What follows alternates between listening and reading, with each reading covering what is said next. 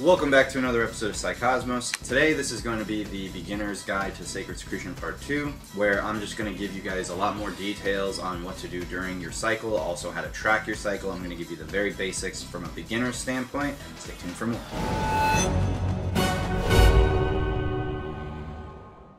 So if you guys have seen the first part of our series, where it's the beginner's guide to Sacred Secretion, if you've seen any of the other videos, everything you need to know about Sacred Secretion, I recommend you watch those first, because this is going to be kind of figuring out your own personal cycle, your timeline, everything that you need to know from my standpoint. Now, when I say my standpoint, there's a ton of people who are now starting to talk about this. Some good names that I like to mention are Kelly Marie Kerr, Santos Bonacci, John St. Julian. A lot of people, even Victoria Laloux, a lot of people are trying to structure how they're supposed to do Sacred Secretion. I'm getting a lot of questions, so I just kind of wanted to cover the basis in that regard. So again, you should already know what Sacred Secretion is. It's a cycle in which your body is undergoing this mitosis healing process. Basically, the energy throughout your body works in, kind of like a spiral or an analemma-like fashion. Throughout one entire lunar cycle, you'll have energy that's in your brain, and then you'll have energy that is also down deep in your sacrum. This energy travels all throughout your body, throughout the entirety of the lunar cycle. So there are times that you can track learning your own astrology, where you should be doing things like Sacred Secretion versus doing things that are more personable or more matrix level, more down-to-earth level. Things that I'm talking about, like having sex or eating meat or whatever. And before anybody gets involved and says, you can't do this, you can't do that, I'm just going to nip all that crap right in the bud right now. Feeling guilty about doing things and living a humanistic lifestyle, that's actually going to kill the Sacred Secretion seed more than anything. Now, I have worked pretty hard on my own diet. I've worked very hard on my own balance in my life. I don't have issues like a lot of other people do. I'm just going to be very direct to the camera right now. I'm going to share a little bit more about my life. And this is not anything in a braggadocious or an egotistical way, but I'm sharing with you how I've been able to manifest through the Sacred Secretion, how I've been able to heal. I'm 28 years old. I make 6 figures a year. I work very hard. I have a lot of energy to work very hard. I have more energy than most people do because I've been able to master this process for me. And it's a balance that I want to share with everybody else. But I do eat meat sometimes. Not as much as I used to over the years, but I have eliminated most meat from my diet. But I do think that there are times where it's okay for you to eat meat. I do have sex whenever I feel it is inclined to do so based off of my cycles, but I don't have sex a lot like most people my age do, probably every day, every other day, or something like that. There's a lot of things that I've adopted in my own life for personal balance, but to reject the lower aspects of our human carnal nature is very wrong, and it's silly. And if you go and you look at a lot of these other gurus who preach one-tracked mind pointillism, a lot of their followers, a lot of their people are angry. They're frustrated, whether it's sexually frustrated or physically frustrated or whatever. I don't have those types of frustrations in my life. I have beautiful balance in my life that I feel. If I feel like there's something I need to change, I fix it. So I don't feel bad about doing specific things, nor do I recommend that any of you should, because that is exactly how a lot of this wisdom ended up becoming hidden. All of the religious institutions, the scientific communities, they're all based on guilt. If you don't believe what I believe, then you're an idiot, or you're stupid, or you're rejecting God, or what have you.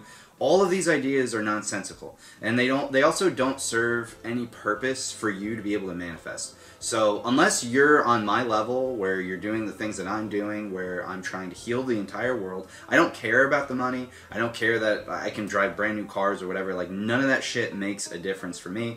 And yeah, I'm gonna curse when I want to, I'm gonna eat meat when I want to, and I'm not gonna feel bad about it. Why? Because we are made in the image of God. God, as I've described before, in order for all of us to exist, has to lower its vibrational frequency just so that physical creation could even be a thing. God was one point, if you want to think of it from any sort of perspective, whether you're a science guy and you want to think of the Big Bang, or you want to go through Genesis, it doesn't matter. Everything that needed for existence was already created, and then God literally had to lower its frequency to an extent to disseminate all of its essence out so that we could bump atoms to eventually get to the point of where we are today, to consciously even be aware that we exist. Okay, so if you want to be high vibes all the time and you feel like that's a balance for you, go for it. But I'm going to warn you that if you're trying to just be high vibrational all the time, it is not going to work. You're not going to get the lifestyle that you want. There has to be an aspect of balance. This is why we call it grounding.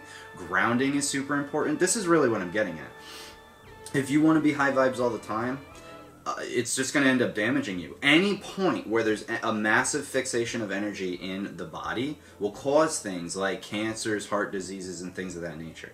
Anytime that you have energy fluctuated and fixated on one point, you're rejecting other parts of the body. We were given an entire body to utilize it. Sex can be very healing, and other things which people are very against can also be very healing too. So if you want to go that route, fine. But don't go in my comments and tell me that I'm preaching wrong shit, because I'm not. I'm not telling you how to live your life. I'm telling you how I live mine. And the way I live my life, I'm pretty balanced. I'm very happy. I don't have a lot of the same melancholy woes that most people my age do. We're not depressed. We're not sitting here, you know, jacking off in our mom's basement, for example. You know, but maybe we should cut that part out. But anyway, point I'm getting at is this: if you want to have a balanced life, then you have to find that balance for yourself. I'm not going to be some asshole guru who's going to sit here on camera and tell you, if you don't do it my way, if you don't do it this way, oh boy, God's going to be angry at you. No, God loves you. God loves you for all the mistakes that you make, for all the sin that we wallow in. It's about eliminating those sins. It's about eliminating those things from our lives. It's about ensuring that you're finding that balance for yourself and you're living in tandem with God. So that's my little disclaimer, but now I'm going to get into the real nitty-gritty. So sacred secretion happens when the moon enters your sun sign.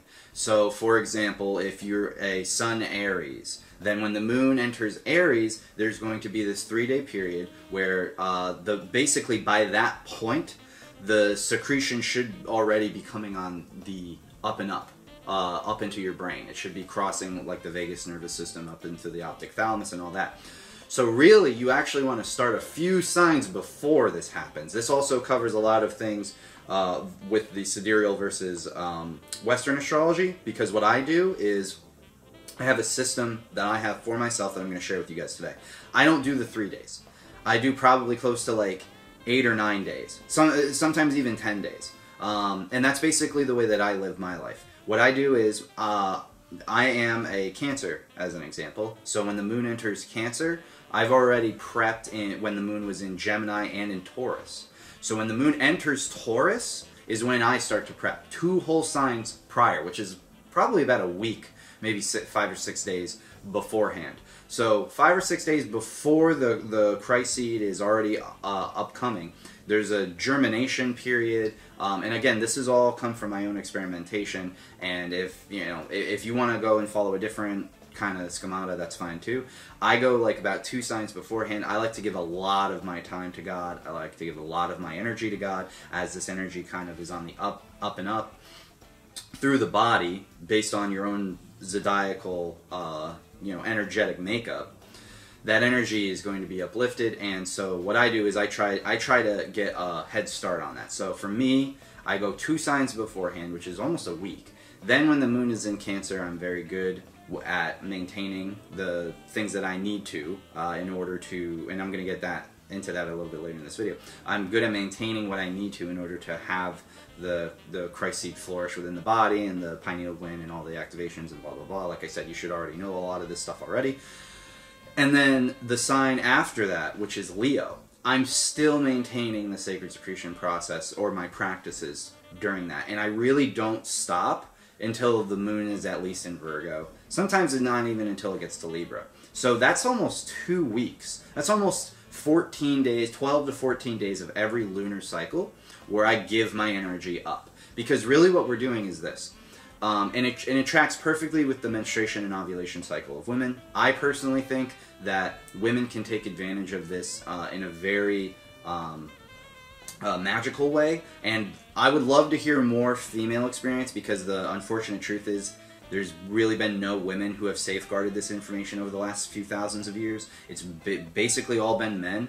I know maybe Dr. Indra Perry might be one, who worked with Dr. George Carey. God, Man, Word Made Flesh, if you've ever read that book. It's a wonderful book. You guys should go check that one out. But regardless, there aren't a lot of women who have talked about this. So my philosophy is that it's very possible that the sacred secretion cycle is linked to the menstruation cycle. This is something that I think Dr. Eugene Yonash was getting at back in like the 1960s, where he was discovering that women's menstruation and ovulation cycles are basically 80% of the time linked to the moon. You should go check out some of his works as well, even though his works are really tough to find. Regardless, I think that there's definitely a case to be made. I've heard it, with men it's very consistent. When the moon enters my sun sign, I feel it. But for women, I've heard a whole wide variety of mixed things, so I'd really like to get more to the bottom of that. I would really like to hear more if there are any women who want to share their experiences.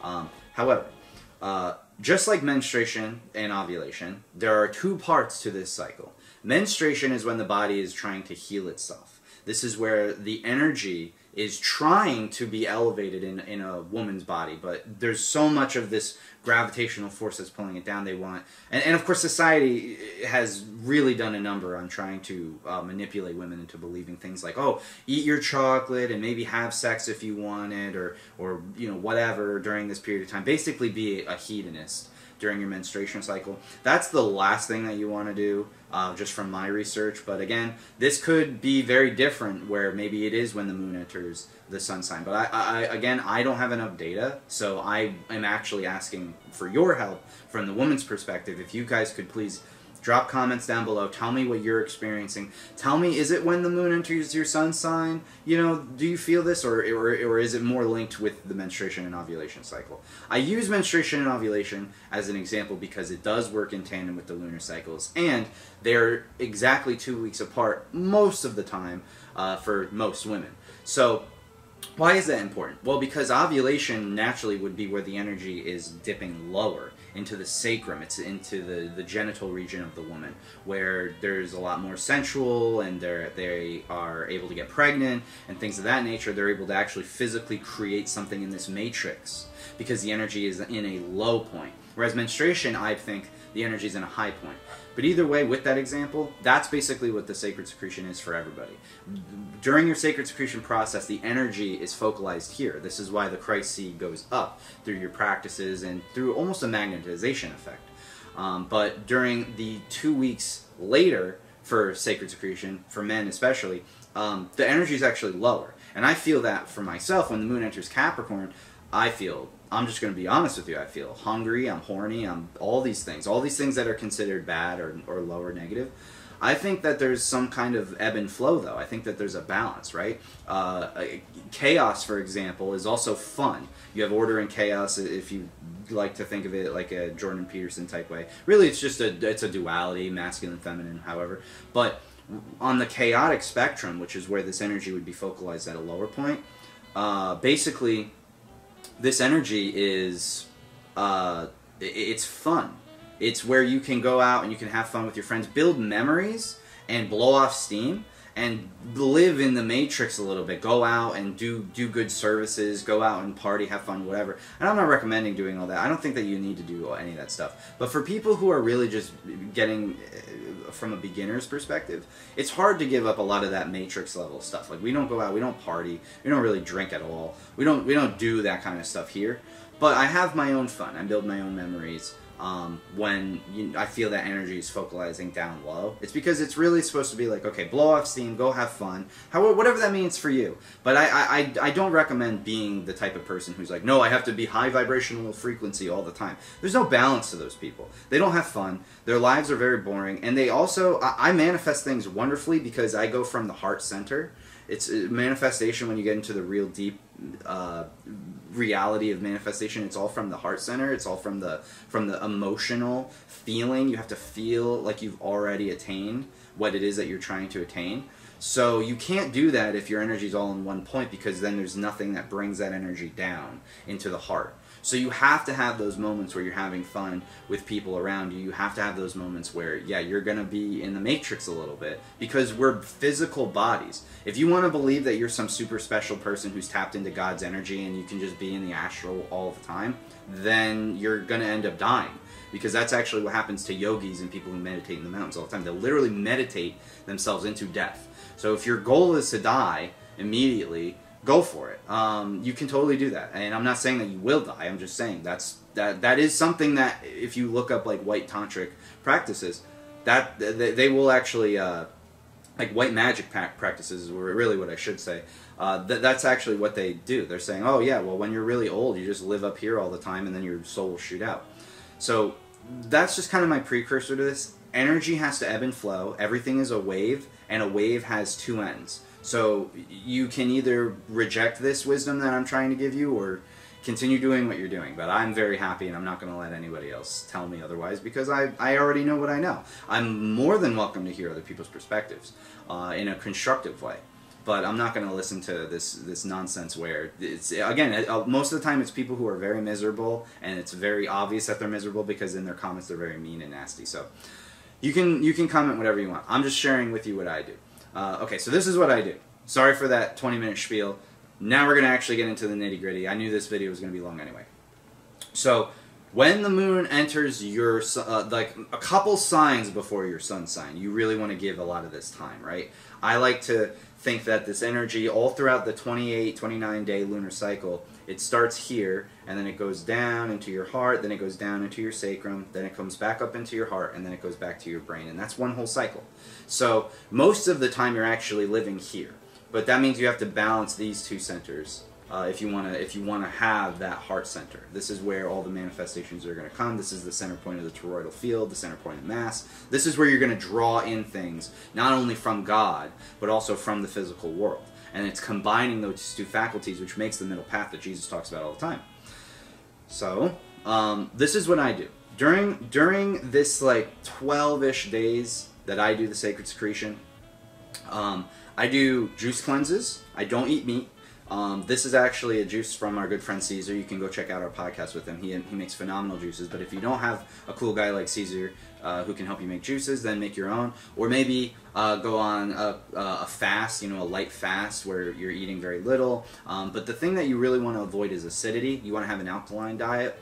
But it doesn't mean that you want to just completely neglect any acids, because of course DNA is an acid itself. So you don't want to eat or consume acids really of any kind, but just be cautious of what you're doing. Like fruit is great. Fruit is probably the best thing that you can consume during the sacred secretion process alongside vegetables, just because it's really going to do a wonderful job of kind of cleansing and cleaning that body. It's going to keep you high vibes. You don't want to eat meat. You absolutely don't want to have sex or any kind of sexual practices, especially the days leading up to the germination. Now, there are a lot of people like Semo Aounweor who write books like The Holy Matrimony who state that you can have sex, but as long as you don't orgasm. And this is true. But during the period of time, for me, for example, when the moon enters Gemini, that Taurus-Gemini area, and in the beginning of Cancer, I completely abstain from sex. There's nothing going on there. And that's not a problem for me at all, because I have a really good discipline with this stuff. But regardless, you want to abstain from sex leading up to that point. Now, if you have a partner, only if you have a partner that you can do this with, the penis and the vagina actually are able to supercharge blood.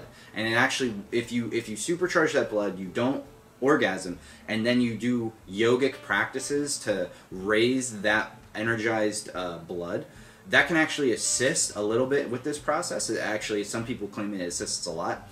I don't recommend that for beginners because it's very hard to do. We're talking about Kundalini sexual practices. So go look up Kama Sutra, Kundalini sex, sexual alchemy, all that kind of stuff first before you even dabble in this. But if you're just beginning, just avoid sex in general. It's just easier to do it that way in the very beginning. But if you get better at this, then you'll be able to manifest through those sexual aspects. Now, with that being said, you want to avoid sex, you want to avoid acids, you want to keep an alkaline diet, you want to ensure that you're doing not intense exercises. You don't want to release a lot of like lactic acids or anything like that, but you do want to do exercises. You want to do your yogas, your meditations, and you really want to feel the energy in the brain during the sacred secretion. Now, some people say that they get headaches. Some people say that they have fearful like visions, or they have overwhelming feelings of dread, or whatever the case might be. And that's understandable because the Kundalini is a very healing, cleansing process. So if you're feeling those types of fears, those already, and those anxieties, they're gonna come out and be exacerbated by this process. It's all about understanding your mental and emotional faculties during this process as well, not just the physical, because you're healing. This is really what you're doing, is you're healing. And I do want to warn you guys, you can screw up doing this process. In fact, that's why I personally believe that this process was safeguarded for so long, because there is an opportunity where if you don't do these types of things right, it can actually backfire on you. It's got a lot of names. One of them that I like is the bite of the serpent, or the kiss of the serpent. This is, of course, in reference to Kundalini. If you don't do these practices the way that your body needs them, and this is, of course, where intuition, your own intuition in your body is going to have to come into play.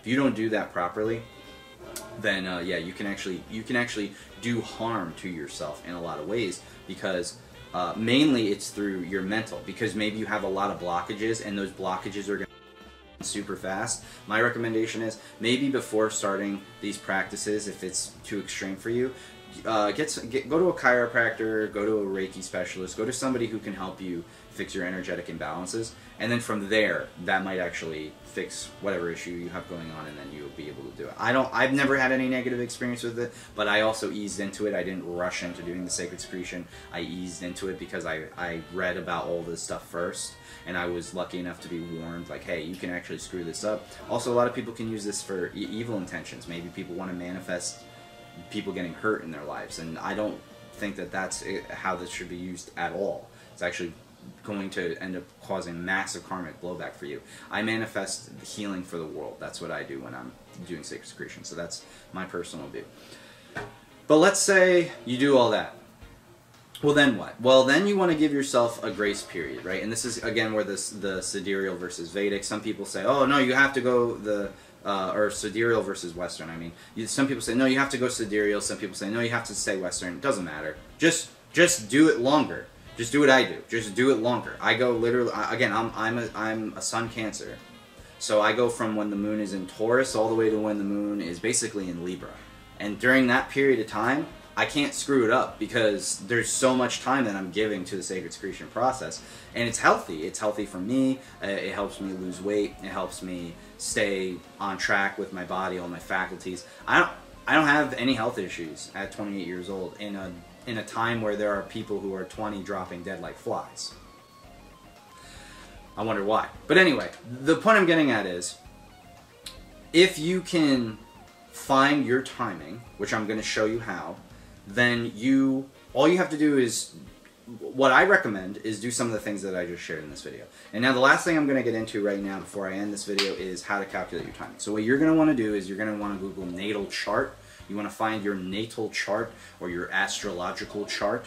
But natal chart should work just fine. And if my favorite personal website is Astro Cafe. There's like 2 different ones, and one of them's not as good. They have 2 different pages, but I like the Astrology Cafe website. But I actually have my own software. This software is called Solar Flare. Or Solar Fire. I'm sorry. This software is called Solar Fire. I really enjoy this software itself. So I'm just going to show you this. So when you get your natal chart, okay, so this is a natal chart for today, which is January 15th, I think, or 16th. I don't even know. But anyway, what you're looking for is you're looking for this sign right here. This sign, the circle with the dot in it. That's the sign for the sun. So that says that the sun is in Capricorn right now because it's January. So you're looking for where that says the sun sign. So your sun sign would be, if you plug in your date of birth and your time of birth and all that, even if you don't know your time, that's fine. You only need your birthday. You'll find what your sun sign is. Then what you need to do is you need to cross-check that against where the moon is right now. One of my favorite websites to track the moon is AstroSeek. It's actually mooncalendar.astro-seek.com. And what you'll be able to find is what the moon is in. Now, this is Western astrology, not Vedic or sidereal astrology. Just keep that in mind. But if you're a beginner, that doesn't matter. Just listen to what I'm saying. And what you're going to do is you're going to find today's date, which would be, the 15th or the 16th. And it says, oh, okay, the moon's in Scorpio. Or you can just go at the top here, and this is going to say, oh, today's Monday the 16th, Moon's in Scorpio. So now you know that the moon's in Scorpio today. So you say, oh, okay, well, I'm a Cancer, I'm a Capricorn, whatever. Oh, okay, so this is how many days I have to track. And each sign the moon is in for probably about 2.5 days. So all you have to do is figure out where the moon is. And here's the one thing I will say about tracking the moon. When you start tracking the moon, you're going to notice things about people. When the moon's in Scorpio like it is today, there's going to be a lot of people going out on dates. When the moon is in Aries, you're going to notice a lot of people are going to be getting angry and very quick to start throwing hands. When the moon is, also phases of the moon. Full moon versus new moon. What do those phases mean? I mean, the stock market is actually a great example because you can track the lunar phases of the moon with the stock market. A lot of the time when the moon is full, the stock market will go down. When the moon is new, the stock market will go up. This has been a consistent trend for many, many, many years. So the moon actually controls a lot of people's emotions, whether they know it or not. It's a lot of subconscious emotions. When the moon is in Libra and Virgo, for example, which are big eater signs, they're all like the stomach areas of the body, there's a lot of people going out to eat food. And, or they want to have, they want to come over to your house and they want to have dinner or something like that. And then, of course, it also is matched to your own zodiacal energy, too. But either way, my recommendation is if the moon's in Scorpio today and you're a Taurus sun sign, then maybe this is a really good opportunity for you to maybe have sex or eat meat if that's what you want to do. It's really your call. But you can do those lower vibrational things when the moon is opposite of your sun sign. That's the best time to do it. So if you want to have your cheat meal on your diet, do it then because your body's already got that energy influxing down. But don't reject those parts of your body. I only do those things for that 2 to 3 day period, whereas when the moon's in Capricorn for me, which is the opposite of Cancer.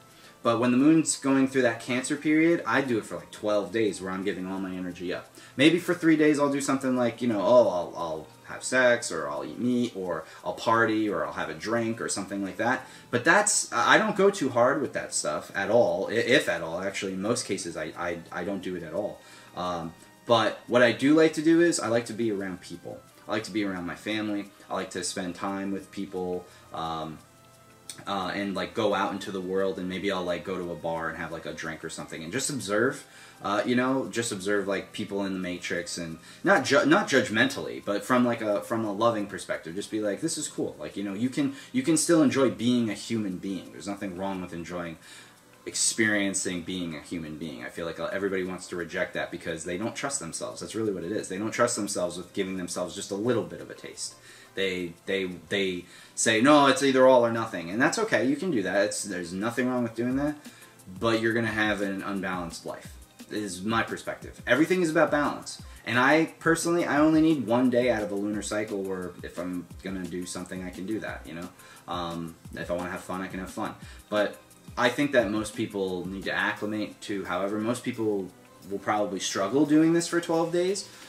So condense it down, do it for like 5, You definitely need those prep times in the sign before your sun sign. So for me, when the moon is in Gemini, for example, I definitely need that prep time. That prep time is super crucial. So really you're doing it for 2 signs. And really I would do it for 3 to cover for the sidereal astrology as well, because my sidereal astrology says I'm a Gemini, but the moon doesn't actually go into Gemini in sidereal astrology, except for when it goes into Cancer in Western astrology, because it's 1 sign behind. So it's very complicated, obviously, but you can replay this video multiple times until you get it. If you have any other questions, you can drop them down below. Thank you for watching. I love every single one of you. If you want to give me constructive criticism, if you want to yell at me, go ahead. I don't care. I love all of you guys. The negativity doesn't bother me at all. I just want to address it so that people in the comments don't get confused. A lot of people have their own methods. You have to find your own method. I'm not going to be some yogi guru like everybody else who's trying to preach this stuff, telling you, you have to do it this way, because if you don't do it this way, God's not going to love you. It's bullshit.